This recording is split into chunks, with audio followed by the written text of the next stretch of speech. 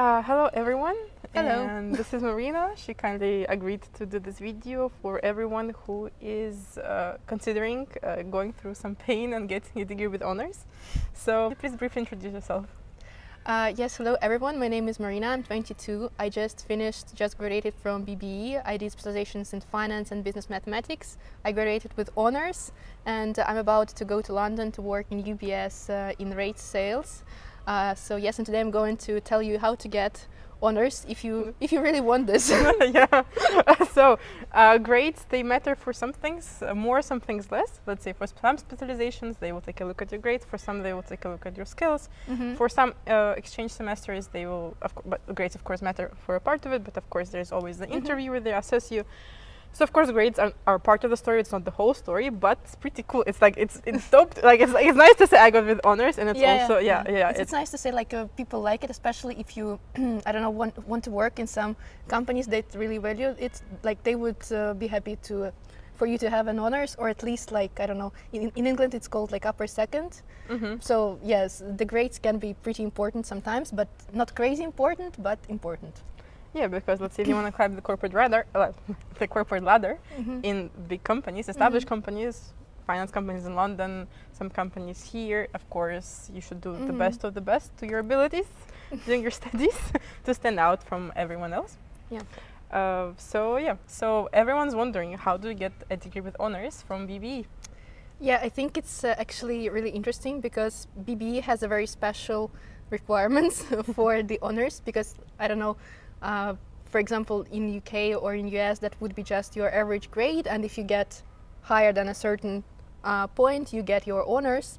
But here it's really interesting because we have in the curriculum, we have the things that's called fach. I hope I pronounce it correctly in German because my German is really bad. But those are London is waiting for you. But those are those blocks that you will see when you go to the LPIS, and you see the subjects grouped into those blocks. So introductory and orientation phase, business and economics in context, quantitative methods, academic skills, specializations, and blah blah blah blah blah, including your bachelor thesis. And those blocks are the most important things, because you can realize that on LPIS you not only have grades for each particular subject, but you also have an average grade for this whole block. So for example, if you get 1 for QM1 and 2 for QM2, you get 1 overall for this quantitative methods block. And this grade, the overall grade for the block, is the most important, because honors requirements are applicable to those grades for the whole blocks. So the most important thing is that you shouldn't have any freeze for the block. So for example, again, I had a free for one of the law subjects, but because I had other subjects in this block, in this fach, that compensated that free, I got 2 overall, and it was fine. So you can have free or even 4 maybe for a particular subject, but it's okay if you still get 2 or 1 for the block as a whole. Just don't have 3 for the whole block. This is the most important thing. That's the first requirement. And a little note about QM1 and QM2, this block usually messes people up, from what I heard, is because it's really easy to get a 3 or 4 in the subjects if you, let's say, underestimate the final exam and the midterm exam, because sometimes the past exams are a bit easier, like what you see in as past exam papers that professors publish. They are of course nice to study with, but sometimes not the best representation of what awaits you in a few weeks. So at WU I think it's really easy to pass a course, but it's really hard to get a 1. Sometimes, yes, that's true. Yeah, just don't get 3 for QM, because there are only 2 subjects basically. Try to get at least 1 2 and 1 3, then you will be ending up with the overall 2, and that will be already fine. And then you work really nicely with all other subjects, and hopefully get your honors and 1s in other places, but just not 3 3 or 3 4 or whatever. Just do your best, at least in some part of QM. Really try to do your best. And regarding QM, I would say that what helped me a lot is doing additional stuff. They recommend this additional book where you can solve the tasks. Go for it, data really. camp as well. You have Yeah. subscription Yeah. for the coding part. Really do extra to have a good grade there, and don't fuck up the case studies. This is really important because you can do this easily sometimes. I don't know, miss a deadline because of some stupid thing or whatever. Don't do this, because that will be, I mean, you will regret a lot because this is a huge part of your grade there. Yeah, remember that. I don't want to remember that anymore. So yes, basically because other blocks they have more subjects. So let's say a block in the business and economics and context. I think there are like 10 subjects, or maybe slightly less, but a lot. But let's say at least 5 or 6. And there it's really easy to compensate. Let's say if you have low grade, that's let's say 3, you have 4 or 5 other subjects to compensate for it. But with QM1 is in QM2 is just 2 of them in one block. So it's just like a little important note here, because the other ones I think are fine. Also bachelor thesis, relatively easy to get a 1 or a 2, because the person who's grading the bachelor thesis is also your supervisor. Yeah, and they generally don't want to give you like even 2. And of course, they're not interested in giving you free, because I mean, how did they supervise you if you get free? Like, right? It's not in their interest. Like, they want to give you like the highest grade possible. Just try to work with them nicely, hear to like listen to their comments and stuff like that. So just be nice. Yeah, exactly. And make your supervisor feel good about you. So then you are good. Then you're done. Yeah. So let's come back. So basically you have the blocks, then you should get no less than a 2 on average for the whole block. Yeah. And what are some other requirements? And the second requirement is that you should have 50% plus once for those blocks. And here it's also very difficult, because first of all, the number of blocks varies for every person.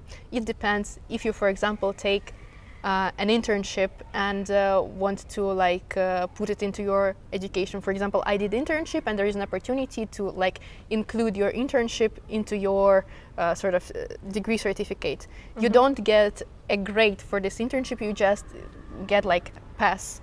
So all the blocks where you have a pass-fail thing, this is like internship, and this is academic skills. There, for the whole block, you don't get a grade, but you rather get pass or fail, and those blocks are excluded from calculation.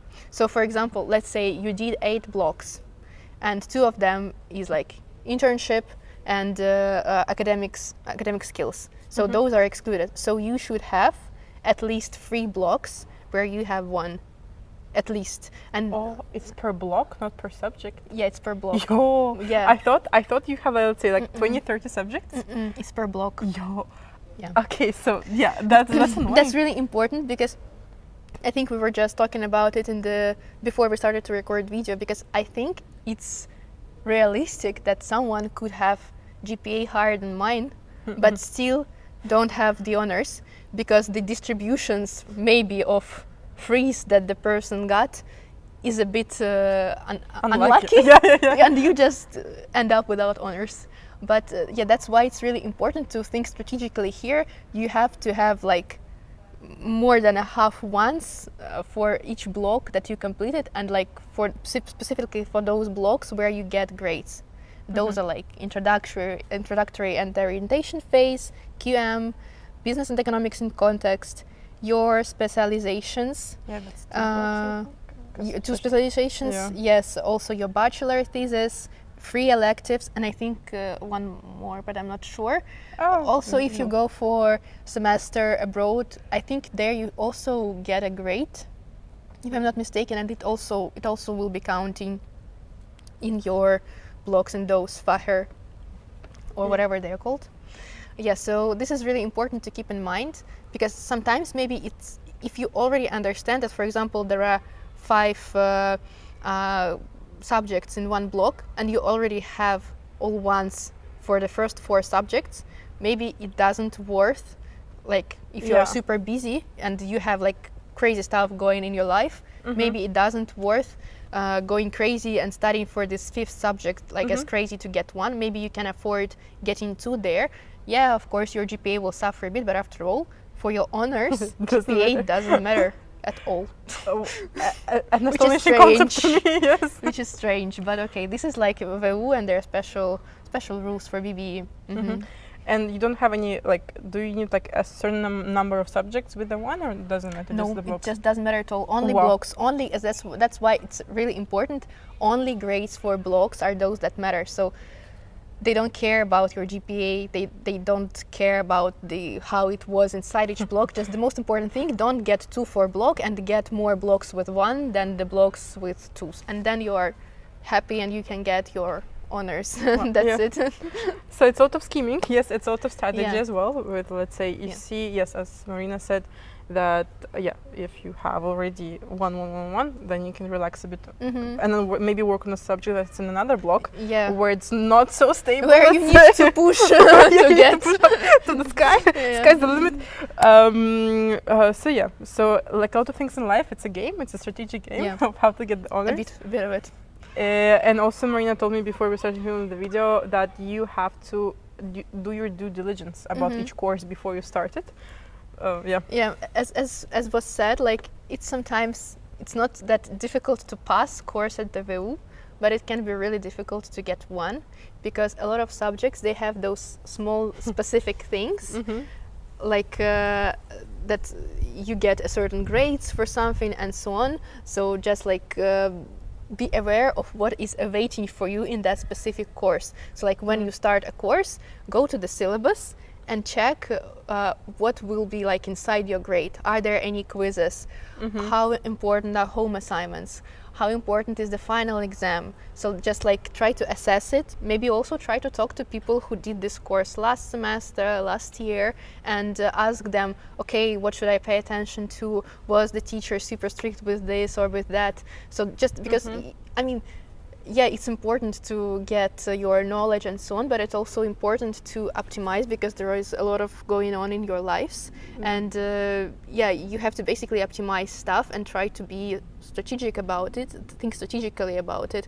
So I would really recommend to look into it, to understand what's going on, so that you are not in a situation that you come to the first class and there is a quiz, you are not prepared, and you automatically lose your 5 points. And for example, one starts with 90 out of 100. Around 87, yeah, or 90, yeah. Yeah, and you, like for example, yeah, the worst case scenario, one starts from 90, and you already lost like your 5 points, so you only have like five points buffer.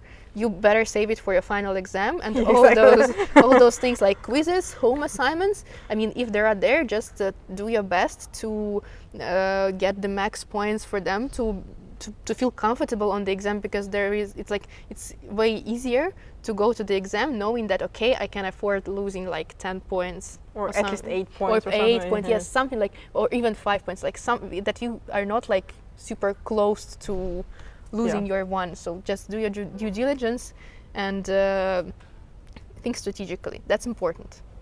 Also, let's say some things will be take-home assignments. Let's say case study for QM1 and QM2. It's their take-home. You have like, I think, at least a week to work in each one. Yeah. I think even more than a week. I don't remember already. Thank God. So behind. Forgot about. But yeah, basically, some things you can control better than others. Let's say it's really hard to control a final exam. Yeah. You never know what's going to be What they there. would like to include. Maybe they just have some funny mood and they like add something which is like interesting task. Like from the note of the book, you have the book, you have the chapters, and it's like a little note. Time to ask about this little note. Yeah. No, I mean, usually they don't do this, but still. Just in case. Just in case, exactly. But for like take-home assignments, you can control because you see it, you have time.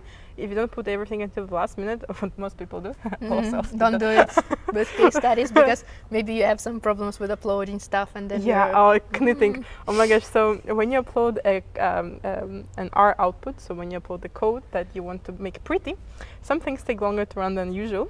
Yeah. And if you decide to knit it, it's called like knitting the document. If you decide to knit it 5 minutes before, you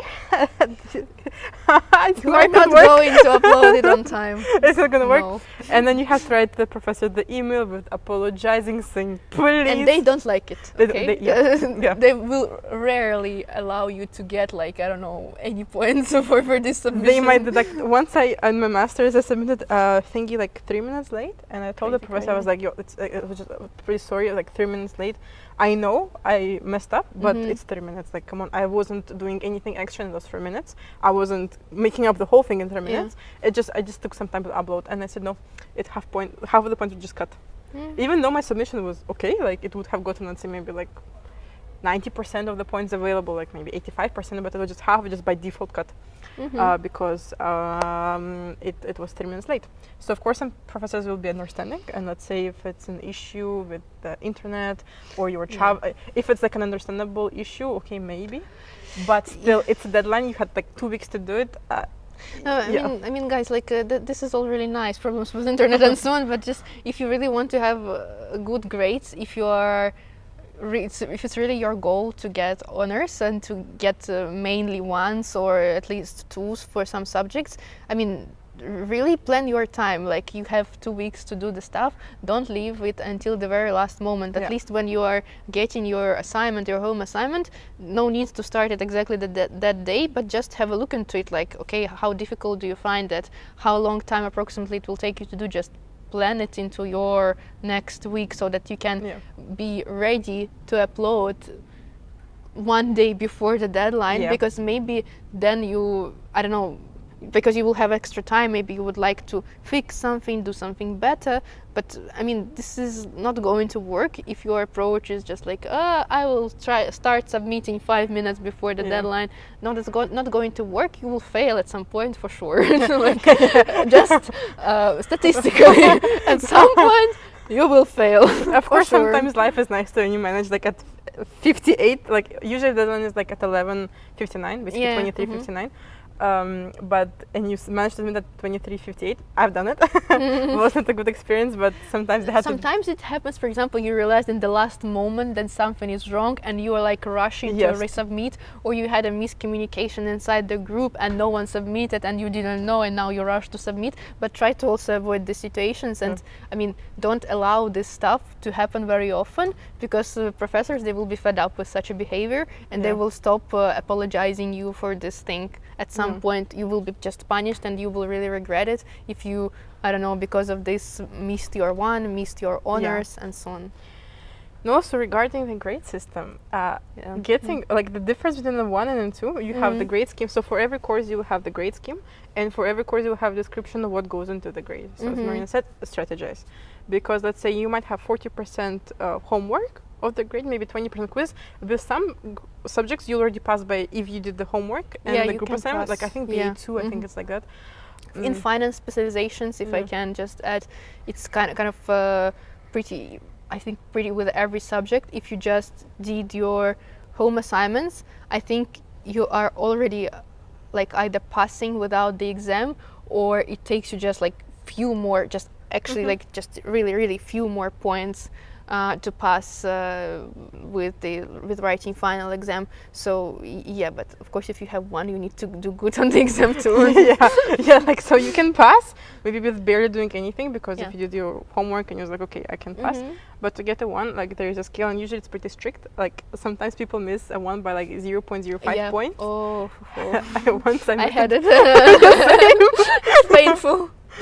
So professors will they're unlikely to round it up. Only, I think, but sometimes. But I think once it was the case, I missed the QM1 with 0.2 points. This was so bad. And they rounded up for those who missed 0.1 points. And I was like, seriously? So for QM, seriously? For QM2, when it was pandemic time, it was online. We were giving sympathy points because it was the first semester of this pandemic and no one knew what to do. So people were lost. The professors were lost. We were also lost. So they rounded up to 0.05 points. Like not like 0.1, but 0.5 points. And I needed 0.7 points to get a better grade.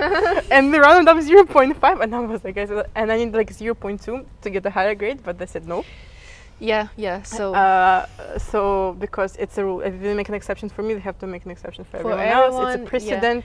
And then that's a question like where actually this border comes, because they have to keep it strict, otherwise you can negotiate almost Like not forever, but for sometimes you can.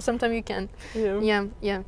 Just really pay attention to what goes into your grade, from where the 1 starts, from where the 2 starts. Like if you feel like this subject is really bad for you, there are subjects like, I mean, even though I have honors, like I really struggled with the law subjects, and there sometimes I was just praying to get 2. Yeah. So like just in case, check where is your like 2 limit, so that you are prepared and they're not really sad afterwards.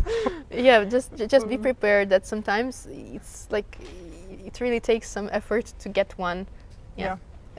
Sometimes it's not like actually a really brain effort, it's just an effort of managing what's going into the course and thinking about a lot of things going on in the different subjects at the same moment. Like there I have quizzes, home assignments, blah blah blah. Just don't try to not forget about anything, and in this case you can manage to get like 1 or 2 and then somehow get your honors. Yeah, I also like just putting all the stuff in the calendar. Like honestly, of course, you can have fancy apps. Plan, Like I think Notion is a very nice. widely used app.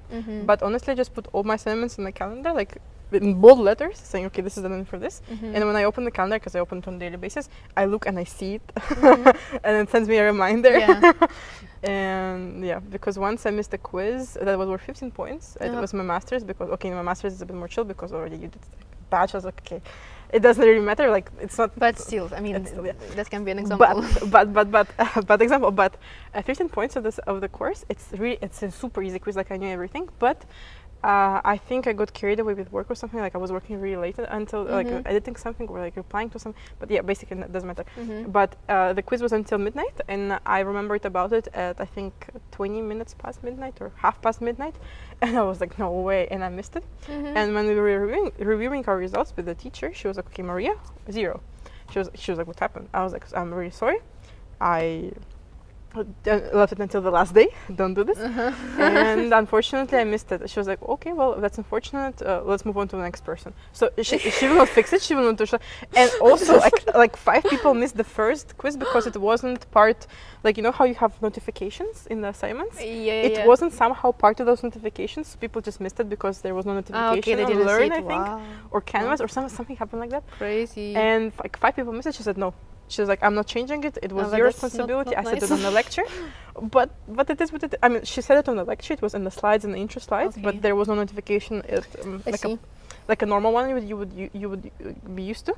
And she was like, nope, unfortunately, it was your responsibility. I told you twice. I reminded you. You didn't do it, even though, of course, technical difficulties happen. Sorry for that. But no, because if she changes this for you, how is it fair to the people who did it on time? It's not fair. So yes, please don't count on extra work, because I think people here don't give extra work, professors, if you want a better grade. No, I don't think so. I don't think you can do it. Maybe sometimes you can like rewrite the exam, but I mean, if you have a good reason for retaking it. And also what I said like about people, really use people who are like studying semester like, like above you. Above you, like ask them about the subject, how difficult, how manageable was it, what is the most important, where the teacher is strict with grading, where the teacher is like super light with grading, so you also can plan in advance where you can maybe save your time, where you need to put in more time. So like just use the experience of other people. Don't do your own mistakes. Try to teach to learn on others' mistakes.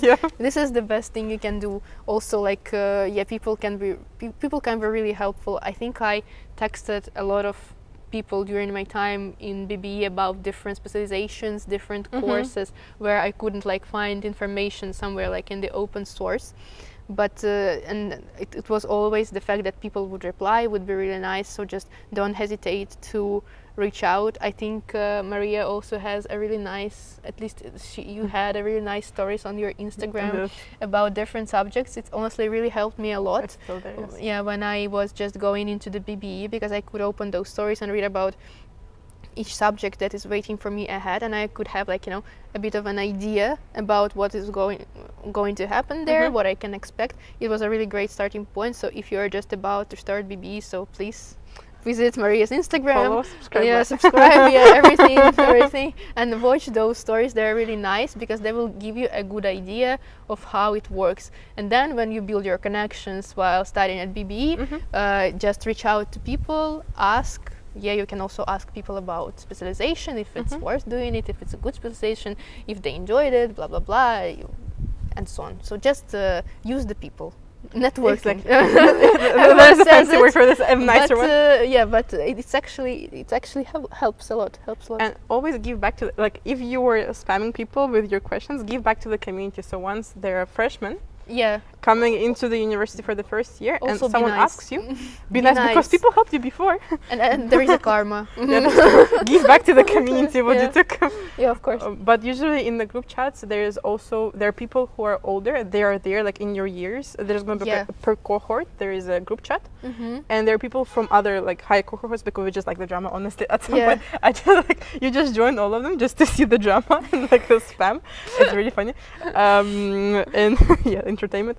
But there are people who are like from older cohorts, and they're there, and they will be actually very willing to help you in the group chat. Yeah, you can just write there maybe if you have some question. I think I did it also a few times when I couldn't find someone from my network who did this or that course, and I would just text to that group chat and ask like, did someone do this course, like can you please reach out to me, I would be very grateful, blah blah blah. And usually someone would reach out, or someone who had the same question but didn't write into the group chat but found a person will also text you and say, okay, you can ask this guy because I asked him, or they will just pass the information that this guy gave him or her about the course, and you will just it's really helpful. And you can also always don't be shy.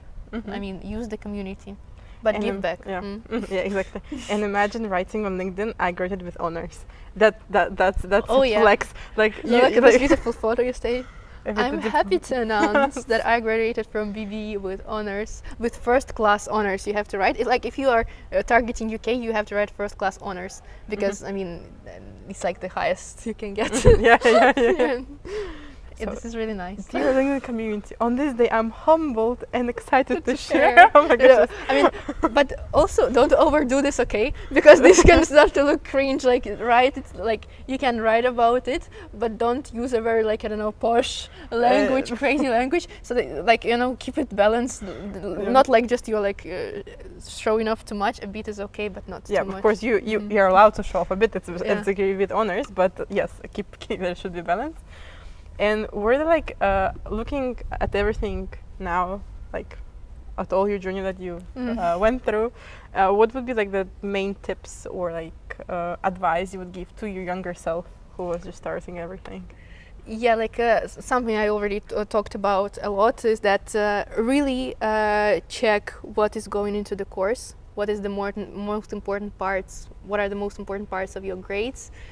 So just be prepared for each course. Check syllabus and ask people how to approach different tasks that the professor gives you and how strict the professor is with grading. So check and do your due diligence and talk to people, use your network. That's the most important thing, because unfortunately when I was in my first year, I believe, I didn't get one for a subject that I really consider pretty easy. It was, I think, sociology, socioeconomics, or some socioeconomics. Yes, or something logic like this. Methodology. It was socioeconomics, something like this. Like I did like very well on the exam. I did very well on the project, but I failed on the first quiz because I just didn't realize that basically it doesn't really matter what you write. You just need to write some thoughts.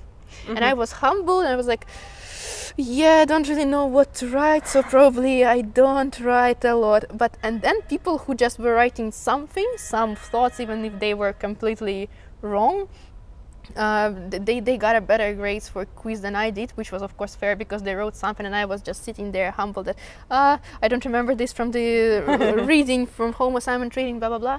And then also I realized that some people were arguing with the professor about their quiz grade, and so professor was actually increasing their grade by 2-3 points and so on for the quiz. Nice. And when I figured it out, it was already too late. And unfortunately, just because of not understanding what your strategy should be on that first quiz, I got 1 additional 2, and I was super close to 1. It was also, again, something like 0.5 points or maybe 1 point. It's like really not a lot, just 1 point. Imagine this. This is so, like, this is really sad, honestly. So just don't be like me and do it from your first year. Do your due diligence and talk to people about how it happens. What you have to be prepared for. Also, plan in advance. Try not to leave stuff for the last moment. Ideally, try to plan your time so that you have things ready, like at least 1-2 days before the actual submission time. It's really important to learn your time management. It will help you a lot in life afterwards. So it's not just only for studying at the university. And of course, I think it's really important because to understand that yes, honors is like really nice and it's fancy, but you have to put in some effort. This is important to understand. Because there are sometimes people who just like they keep asking you, oh, how did you do this? How did you basically answer the same thing all the time? Just do this and that. Just like study, just try, just I don't know, apply. And they think that there is some magic pill that you can take and everything will be nice in your life. No, if you want to graduate with honors, you have to study. Sometimes you have to sacrifice your party life and go to the library or where do you prefer to study and sit there and study until the late evening to actually finish this stupid thing and do it nicely. You need to do this. Don't try to fool the professors. If they say we don't accept stuff written by AI and you get 0 for this, they really mean it. And like if they give you 0 and you wrote it with AI, like, I mean, sorry. I think it's really recognizable. Like it can be really recognizable. I mean, I'm not saying that you can't maybe generate some ideas using the AI. You can do, but if they ask specifically for you to write it without AI and they say that they will be paying attention to it, don't try to fool the professors. They are not stupid. And just respect people and respect their rules. And if you want honors, you then have to sit down and write it yourself if you really want it. If you don't want it, it's also okay. I mean, it's not, as we said in the beginning, grades are definitely not the most important thing. Even what I said in the beginning, that in like I will be working in finance, and there these grades and the prestige of university is kind of important, but even there they not only take people with honors, they of course take people with the not only with first class honors in the UK system, but also like with the upper second, which is like in Austrian system that would be approximately GPA lower than 2.4, 2.5. Okay. So like very achievable. Yeah, that's actually super achievable. Super achievable, and you don't need honors for this. So like you don't need honors to it won't affect you too much. So it's just like that's an additional thing. And if you really want it, I don't know, because of your ego or because you want some extra challenge, yeah, go for it, but be prepared that there will be some hard work that you will need to put in. You'll need to sacrifice stuff in your life. But honestly, I think not too much, because I mean, I honestly think that this thing that we talked about with blocks, that actually the grades for blocks are counted, it's maybe even a bit easier than it's grades for all subjects. Maybe. I'm not sure, but maybe, because also, I mean, you can be super unlucky. Yeah, the distribution could really mess you up, especially with if you are I don't know, for example, a very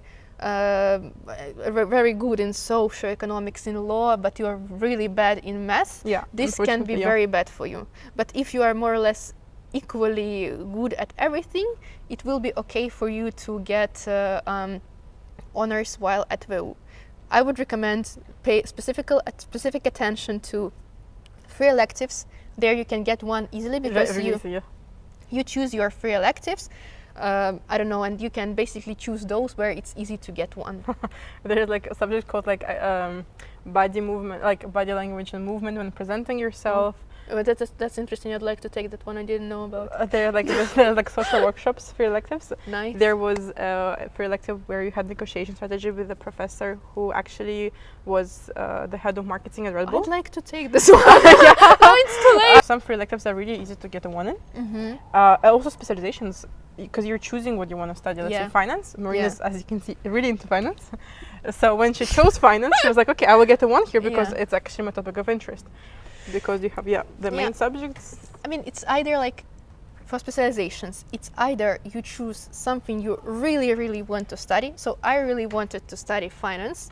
That's why I took specialization in finance, and I actually enjoy engaging with financial content, and that's why it was not difficult for me to spend time studying it, sacrificing some stuff and trying to get one in each of those subjects in finance. It was just important for me because I like finance. Mm-hmm. Same, I really like math, and I missed math while studying at BBE. That's why I decided that I want to do business mathematics. But about one small note about business mathematics. Don't be fooled by the word business in this specialization, because when I read business mathematics, I was like probably we will be optimizing profit or something like this. No. Mm-hmm. Okay, you have calculus, linear algebra, probability and statistics, computing, and so on. And those are really stuff like where you study theoretical math, you prove theorems, and there are no numbers during your exam. Letters. Only letters. Like sometimes numbers, but mainly those will be letters. So be prepared for it. Also, when you choose your specialization, because it's one of the blocks, do your due diligence. Yeah. If you don't want to, I was prepared for it. I was actually happy that it's like this. Mm-hmm. But some people were like, okay, interesting. Time to drop it. Drop it. Yeah. I have a funny story. I want to quickly tell it.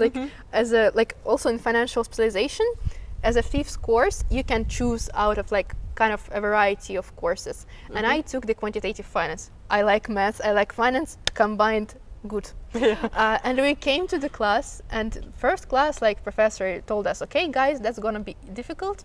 Okay. Second class, he comes and he was like, it's really nice to see that not that much of you decided to drop it. And I was like, okay. He was like, that's the first time. He said, it's really nice to see that people stayed. It's really good. And in the next class, half people go. No, I mean, people stayed, of course. They already registered for it. They had no choice, actually.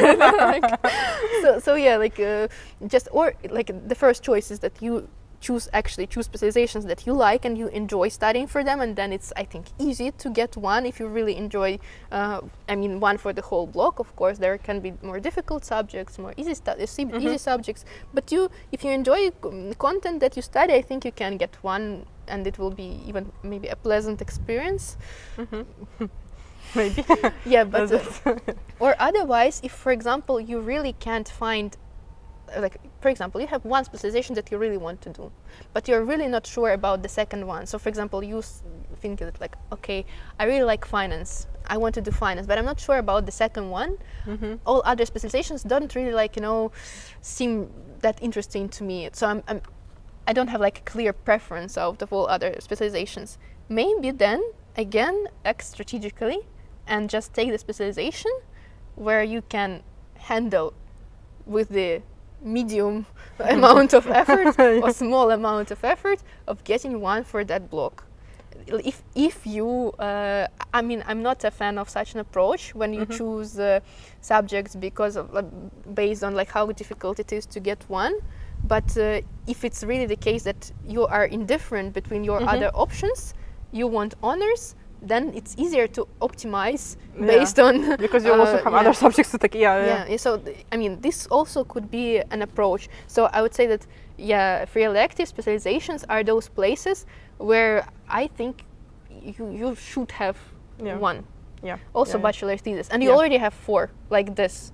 You already have 4, and that's already I think almost for all the types of different blocks that you might take. That's already for all different combinations. I don't know if you go abroad, if you decide to add your internship or not. 4 blocks with ones, that already will be enough to qualify for honors. If you don't, sorry, fuck up anywhere else in any other block and get free for it. Yeah, like shining bright. Imagine getting all ones for all blocks and just remember like a 3 QM, you still have it there. So yeah, but so I think it's doable. Yeah, that would be an advice. Yeah. Thank you so much.